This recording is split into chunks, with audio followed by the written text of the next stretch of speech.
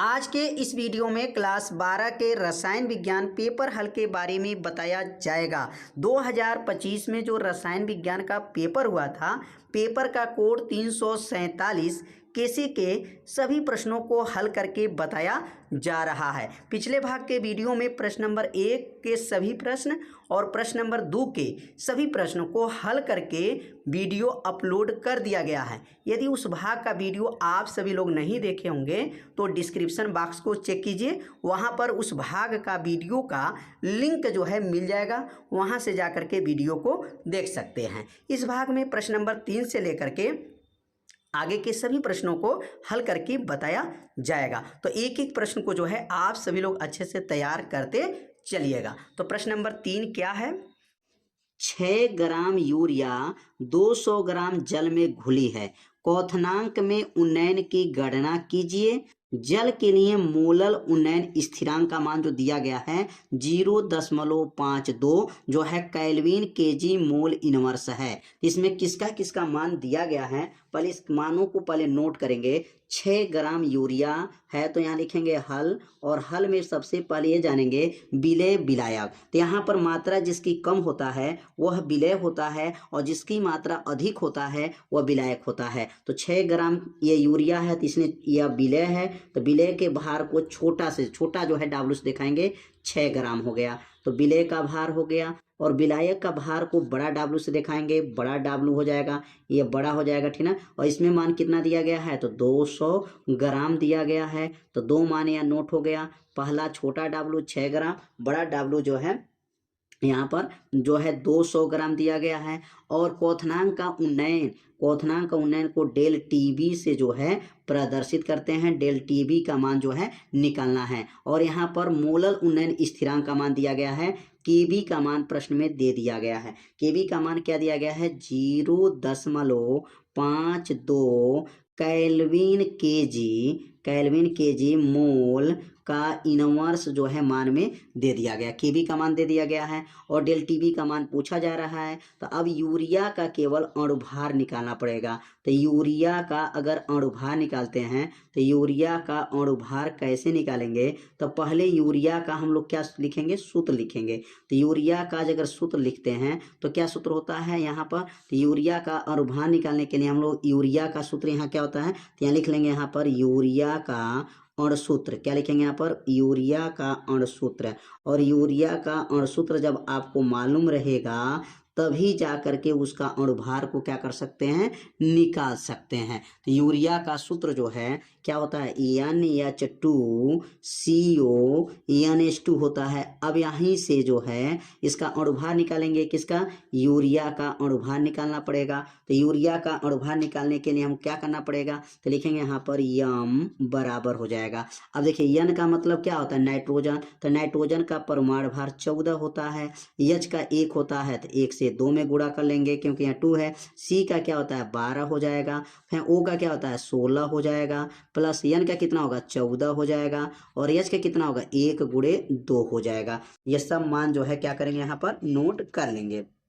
मान नोट करने के बाद से अब इसको हल करेंगे तो यम बराबर क्या बनेगा 14 हो गया, प्लस लिखेंगे यहाँ पर 14 हो जाएगा, प्लस 2 एकन्नम 2 हो गया, 12 हो जाएगा, 16 उतर गया, 14 उतार दीजिए, 2 एकन्नम 2। अब इसको सबको क्या करेंगे जोड़ लेंगे, तो जोड़ेंगे तो यम का मान कितना आएगा, यम का मान जो है यहाँ पर निकल के आएगा जो है यम बराबर जो है 60 आ जाएगा। कितना आ जाएगा यहाँ पर 60। तो यहाँ पे जो है टोटल जोड़ने पे कितना है 60 आ गया।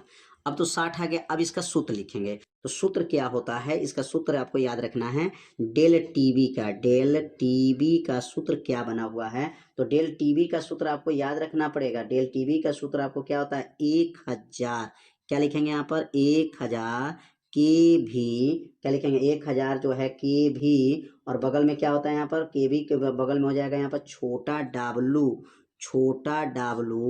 बटा यहाँ पर 1000 होता है, याद देखिए 1000 के भी गुणे छोटा डब्लू, नीचे लेंगे यहाँ पर यम अणुभार और बड़ा W। तो सूत्र को आपको क्या करना है, आपको याद करना पड़ेगा कि डेल टीबी का सूत्र क्या है। इस सूत्र को आपको याद रहेगा तभी क्वेश्चन को हल कर पाएंगे। तो इस सूत्र को आप लोग याद रखिएगा। इसका नाम क्या है, क्वथनांक का उन्नयन होता है। अब यहाँ पर 1000 को पहले नोट कर लीजिए। केबी का मान क्या दिया गया है, 0.52 दिया गया है, 0.52 है। छोटा डब्लू का मान 6 दिया गया है, बट्टा हो जाएगा। और अणुभार जो दिया गया है 60 दिया गया है। और विलेय का भार जो दिया गया है, यह विलाय का भार जो दिया गया है 200 है। ये विलेय का भार है और ये विलाय का भार है। तो 1000 ये केबी का मान छोटा डब्लू और यम का मान बड़ा डब्लू। अब यहाँ मान को काट लेंगे, 1 2 3 0, 1 2 3 0 खत्म, 6 से 6 भी खत्म। कितना आसान है। अब क्या बनेगा, 0.52 हो जाएगा। अब बटा में क्या बचा है, बटा में 2 बच गया है और 2 से जब भाग करेंगे तो कितना आ जाएगा, 0.52 मतलब 26 हो जाएगा, 0.26। और मात्रक जो है क्या बनेगा, केल्विन होगा, क्योंकि टेम्परेचर पूछा गया है। तो डेल टीबी का मान पूछा गया है। तो डेल टीबी का मान जब पूछा गया है तो यहाँ क्या बनेगा, डेल टीबी बराबर हो जाएगा 0.26 केल्विन हो जाएगा। तो उम्मीद करते हैं यह प्रश्न आप लोगों को बहुत ही अच्छे से समझ में आ गया होगा। तो यहाँ पर जो इसका क्या बन जाएगा, यही इसका आंसर हो जाएगा, का आंसर हो गया। तो अगला जो प्रश्न दिया गया है, निम्नलिखित अभिक्रियाओं में प्रयुक्त अभिकर्मकों के नाम बताइए।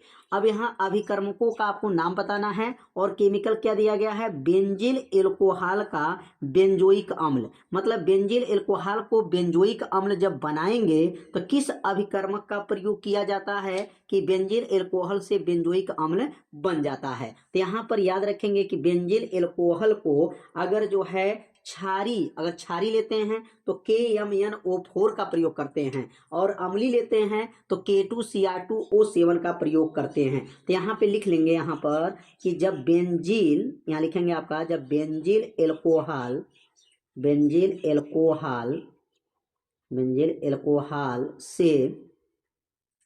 एल्कोहल से बेंजोइक अम्ल बनाने के लिए बेंजोइक अम्ल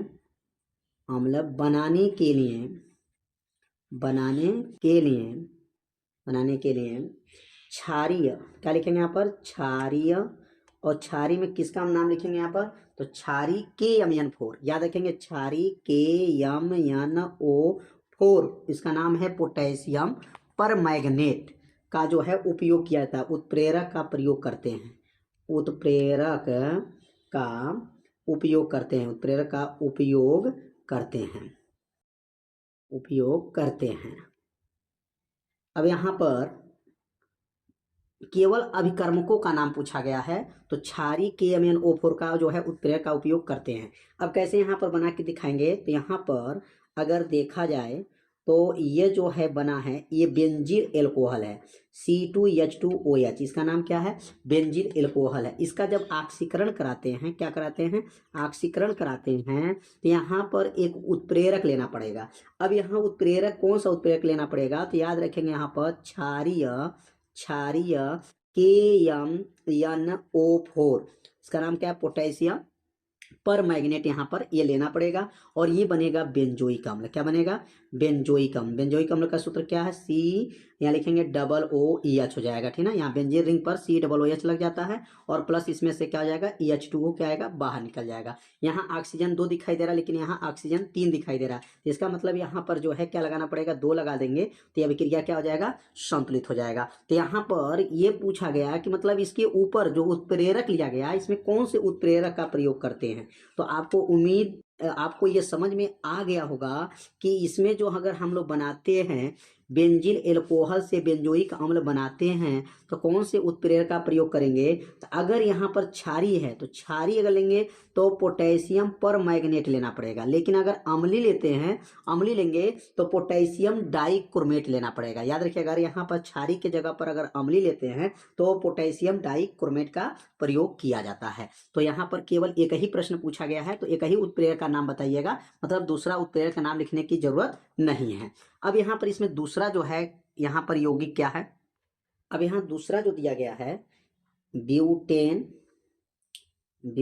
यहाँ पर दिया गया ब्यूटेन 2 ओन है, ठीक ना। ब्यूटेन 2 ओन से किस में बदलना है, से बदलना है यहाँ पर ब्यूटेन टू आल, आल में जो है बदलना है, आल का बनना। अब यहाँ पर जो है किसमें से किस में बदलना है, तो ब्यूटेन टू ओन, मतलब यहाँ पर ब्यूटेन टू ओन से ब्यूटेन टू आल में जो है बदलना है। क्या किया जाएगा, मतलब ये बदलेगा। तो आपको यहाँ याद रखेंगे कि अगर हम लोग ब्यूटेन को जो है हाइड्रोजन के साथ निकिल के उपस्थिति में अगर जो है क्रिया करा दें तब बन जाएगा, या जो है ऐसा भी कर सकते हैं कि अगर ब्यूटेन ओन को जो है ब्यूटेन टू आल बनाने के लिए यहाँ पर सोडियम जो है बोरोहाइड्राइड या लिथियम एल्युमिनियम हाइड्राइड के उपस्थिति में जब इसका अपचयन कराया जाता है तब बनेगा। तो यहाँ पर लिख लेंगे, यहाँ पे क्या लिखाएगा, तो याद रखेंगे यहाँ पर ब्यूटेन, क्या लिखेंगे यहाँ पर ब्यूटेन टू ओन का ऑक्सीकरण, यहाँ अपचयन लिखेंगे, क्या लिखेंगे, अपचयन किसके उपस्थिति में होगा, अपचयन सोडियम, लिखेंगे यहाँ पर सोडियम जो है बोरोहाइड्राइड,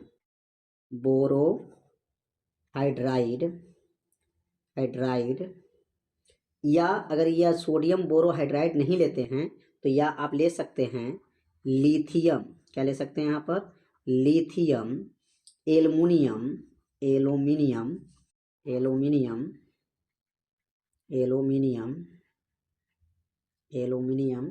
हाइड्राइड के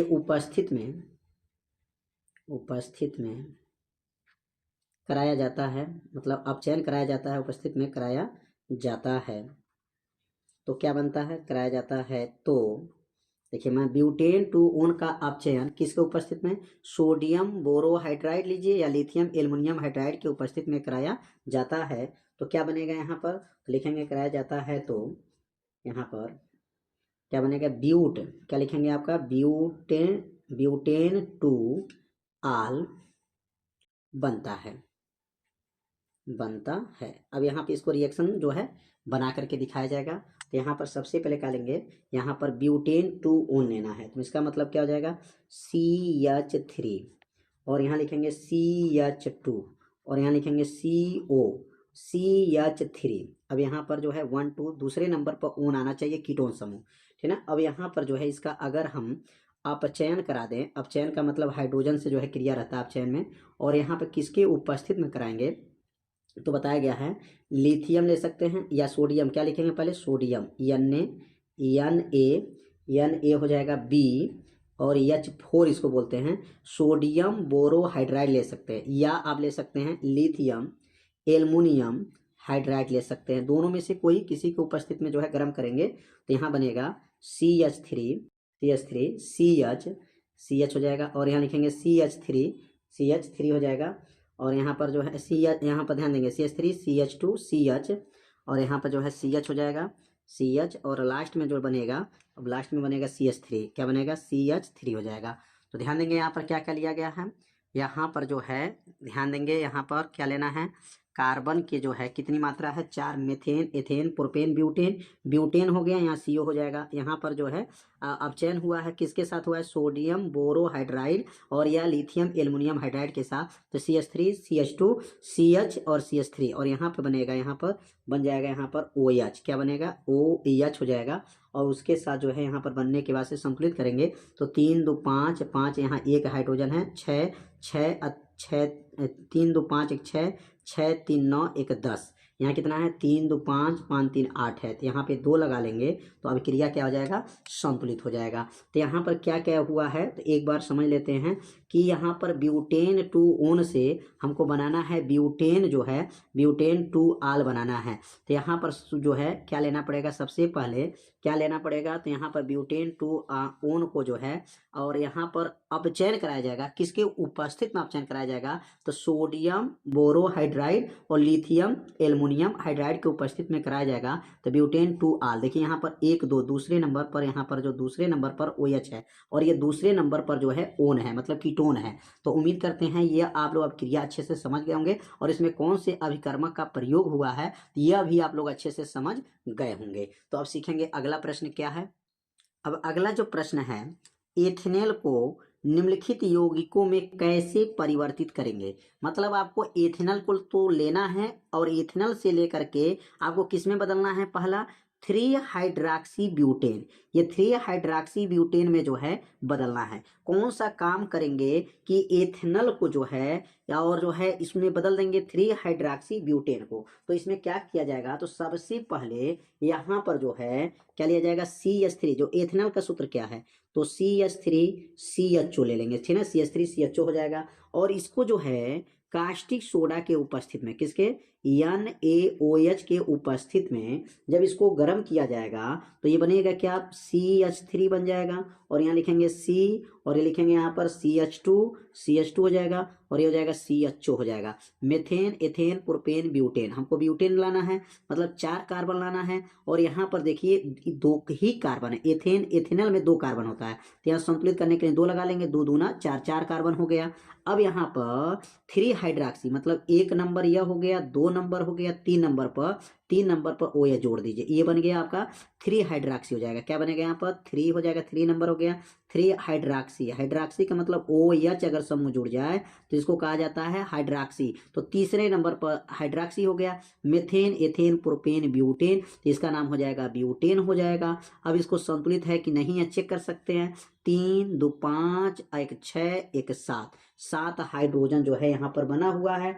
अब 7 हाइड्रोजन एक बार गिन लेंगे, 3, 2, 5, 1, 6, 1, 7 है, और यहाँ क्या है, 3, 1, 4 है, तो 4 दूनी 8, 8 जो है यहाँ पर 8 जो है हाइड्रोजन इधर है, 8 हाइड्रोजन है, इधर कितना हो रहा है, 3, 2, 5, 1, 6, 1, 7 हो रहा है। इसका मतलब एक और हाइड्रोजन की जरूरत है, तो यहाँ पर जो है 1 हाइड्रोजन लग जाएगा, ठीक है, क्योंकि एक कार्बन के पास कितने हाइड्रोजन होते हैं, 4, 1, 2, 3, 4, 4 हो गए, 2 O है, 2 O हो जाएगा, ठीक है। तब क्या बनेगा, मेथेन, इथेन, प्रोपेन, ब्यूटेन हो गया, और ये CH, ध्यान देंगे यह क्या होगा, टोटल गिनेंगे 3, 1, 4, 2, 6, 1, 7 और 1, 8 हो गया। तो यहाँ पर क्या हुआ है, जब एथेनॉल को सोडियम हाइड्रोक्साइड की उपस्थिति में गर्म किया गया है तो 3 हाइड्रॉक्सी ब्यूटेन प्राप्त हो गया है। तो उम्मीद करते हैं पहला जो अभिक्रिया आपको केवल रासायनिक समीकरण देना था, तो केवल रासायनिक समीकरण जो है आप लोग समझ गए होंगे। अब यहाँ दूसरा जो है यहाँ पर बताना है, दूसरा क्या बनाना है, तो दूसरे के बारे में समझते हैं कि दूसरा क्या बनाना है।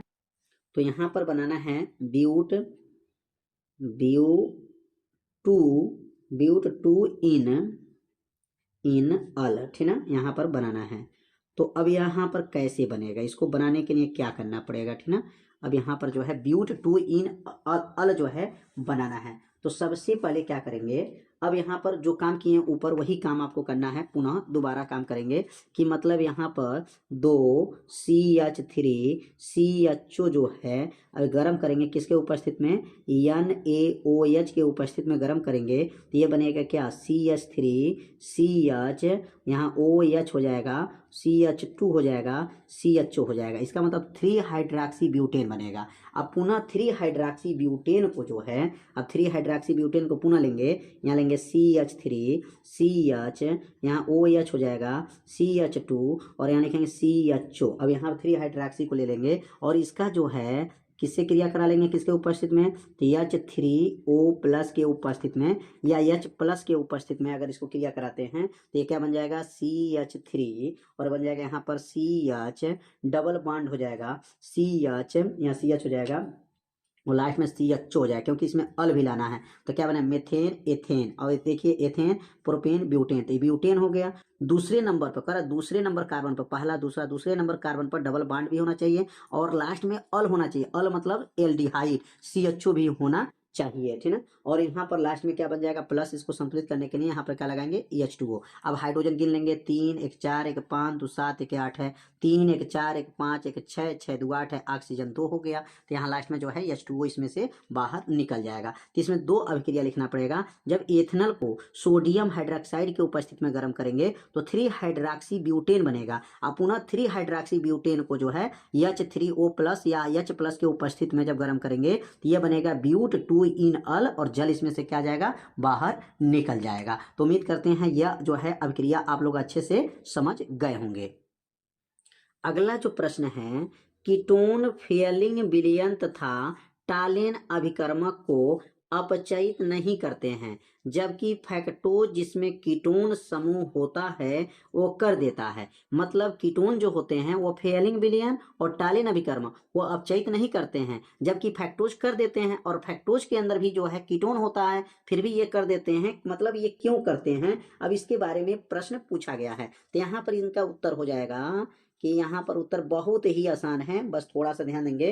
क्या लिखेंगे, फैक्टोज जो होता है, फैक्टोज जो होता है, क्या लिखें, फैक्टोज में क्या पाए जाते हैं, फैक्टोज में कीटोन समूह होता है। फैक्टोज में कीटोन जो है, कीटोन समूह होते हैं, कीटोन समूह होते हैं, कीटोन समूह होते हैं,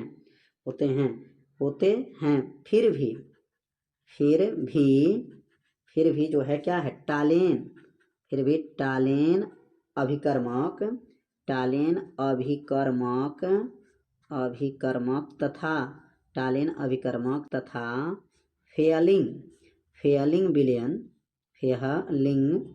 विलयन को क्या कर लेता है, अपचयित कर लेता है। विलयन को क्या करता है, वह अपचयित करता है, अपचयित कर लेता है, अपचयित कर देता है। मतलब क्यों देता है, अब इसके बारे में लिखना है। इतना तो आप लोग समझ में आ गया होगा कि फैक्टोज में कीटोन समूह होता है, फिर भी वह टालेन अभिकर्मक फेलिंग विलयन को क्या करता है, अपचयित कर देता है। क्योंकि अब यहां से समझेंगे, क्योंकि क्षार के उपस्थित में, क्या लिखेंगे, क्योंकि क्षार के उपस्थित में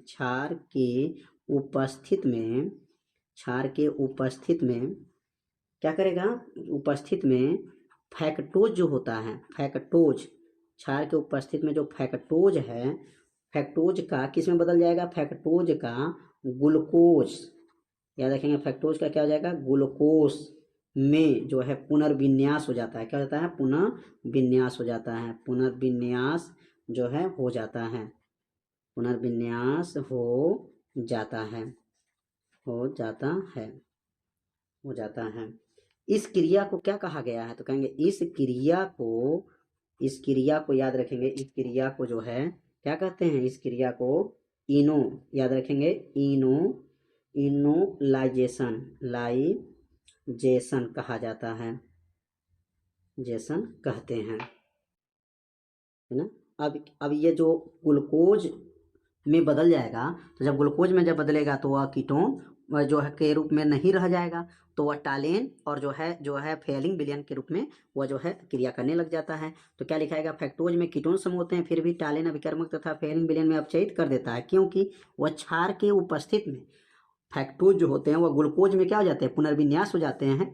इस क्रिया को क्या कहा गया, इस क्रिया को इनोलाइजेशन कहते हैं। तो उम्मीद करते हैं यह प्रश्न आप लोगों को अच्छे से समझ में आ गया होगा। तो आज के इस वीडियो में प्रश्न नंबर 3 के सभी प्रश्नों को हल कर दिया गया है। अगले भाग के प्रश्न में जो है, अगले भाग के जो वीडियो बनेगा वो प्रश्न नंबर 4 से लेकर के आगे के सभी प्रश्नों को हल करके बताया जाएगा। तो यह वीडियो कैसा लगा एक बार जरूर कमेंट कीजिएगा, वीडियो को लाइक कर दीजिएगा और चैनल पर यदि आप पहली बार आए होंगे तो चैनल को सब्सक्राइब जरूर कर लीजिएगा। मिलते हैं अब अगले भाग में, तब तक के लिए जय हिंद, जय भारत।